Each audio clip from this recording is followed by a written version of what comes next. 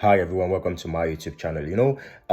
After the opioid crisis in the United States, no one has ever bothered to ask where or what happened to the pharmaceutical companies or the pharmaceutical experts. We're all just trapped in this system and moving forward and without knowing that the fight we are trying to fight today were caused by some people in the past, and we've not gotten to the root of it. So yesterday I was actually searching on the internet, and I found a very interesting interview on Joe Rogan, and he was talking about this issue with Mariana Van Zeller. And if you don't know Mariana Van Zeller, she and her husband are one of the pioneer fighters of the opioid crisis back in the day. So I said I should share with y'all. I hope y'all like it. Let's jump right into it without taking much of your time.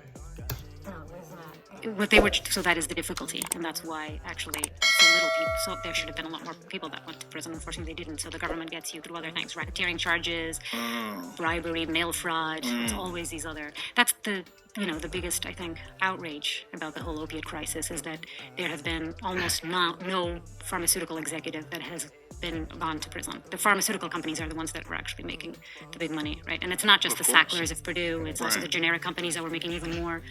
And nobody was actually. I mean, nothing practically happened to them. No one did time in prison. And it's so sad when you find out how many people lost their lives and how many people, even if they're alive, their lives are destroyed. I mean, Joe, having traveled and explored on this.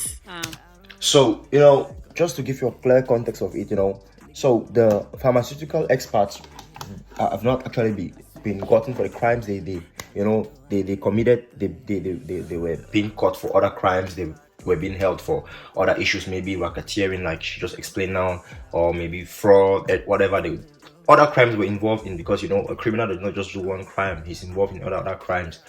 Yeah, so oops, I just leaked criminal secret. I hope y'all don't get mad at me. I was told by a friend. Yeah, let's show me the interview. For so long, it's whole communities that I'll be right back. I want to get some. devastated.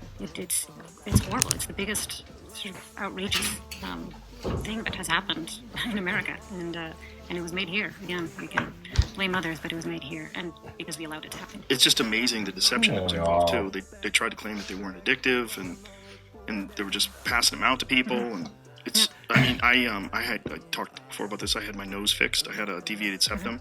Oh, Joe Rogan just got a nose surgery. And when I got out of the operating room, I was kind of shocked that it wasn't painful. I was like, this is fine. This is just a little mildly uncomfortable. Oh, Joe Rogan doesn't feel pain. He's a robot. Joe Rogan, Lex Freeman, you all are robots. And the doctor tried to give me 2 different prescriptions for opiates. And I was like, I'm not going to use those. Because I had knee surgery, and I also didn't take pain pills. I don't mind pain. What I really don't like is feeling stupid. And when I took, I don't remember, it was Percocets or Vicodin, I don't remember. But one of my first knee surgeries, they gave me one of Yeah, I mean, it sounds... those. And I took it, and I remember being on my couch when I lived in New York, and just sitting there watching TV like this. Feeling so stupid and thinking, oh my god, I'm never taking this shit again. Like, whatever this is doing to me.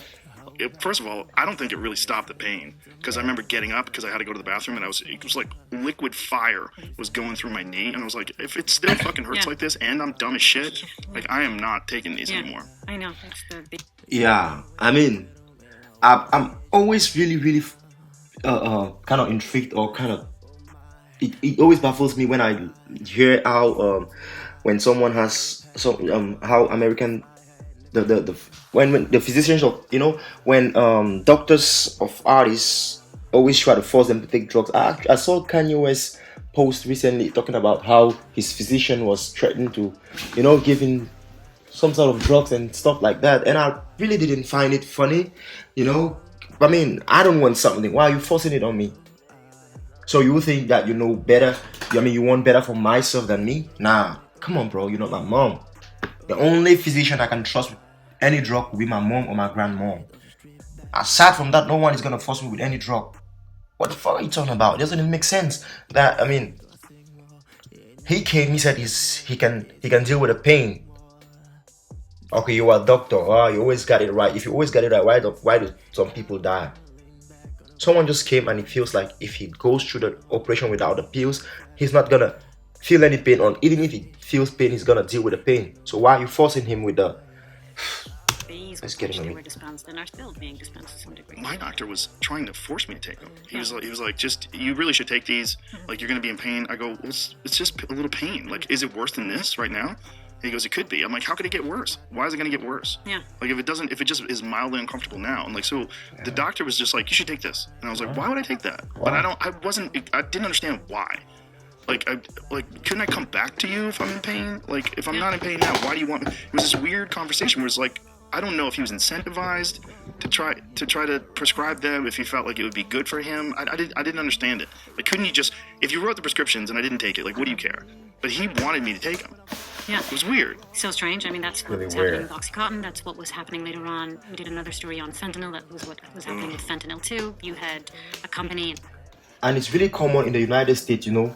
Most artists, whenever they go through a situation, not even necessarily an operation, you know, when they have a situation, they will just run to their physician and they'll be like, da, da, da, da, da, da, da. I need to visit a therapist, I need to visit that, and boom, before you know it, my therapist get me some drugs. I need to take these drugs 2 times a day.